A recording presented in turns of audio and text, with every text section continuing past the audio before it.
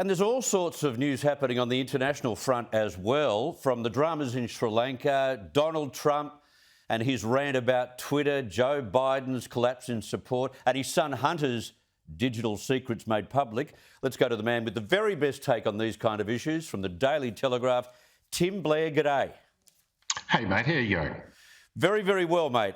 Sri Lanka is just a mess. It's a shambles. And to no surprise, the truth is it was their green energy push that has at least partially sent their country to the brink and their president to flee. What do you make of this?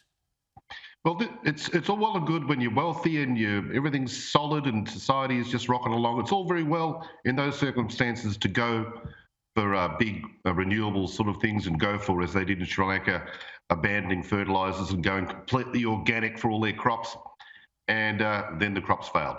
The tea crop failed. I mean, Sri Lanka lost so much money just on tea alone.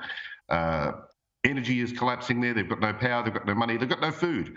And as a consequence, this is what we see. People invading the presidential palace where it seems to be a nice sort of shack, doesn't it, by comparison to, look at that, having a bit of a splash around there. It's terrific. Good on them. Good on them for taking this action. Great swimming pool, great pictures. Meanwhile, in the US, you'd think that someone like Kamala Harris and Joe Biden would provide us with some kind of coherent answers on all things international, but you'd be wrong. Take a look at Kamala Harris' response after the July 4th Highland Park mass shooting. We got to take this stuff seriously as you are, because you have been forced to have to take it seriously. The whole nation should understand and have a level of empathy. You've got to take it seriously because we've got to take it seriously. It's very serious, Tim. And these people run the free world, like, seriously.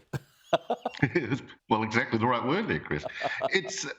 We're talking about people who've been professional politicians for decades, in the case of Kamala Harris and, of course, President Biden.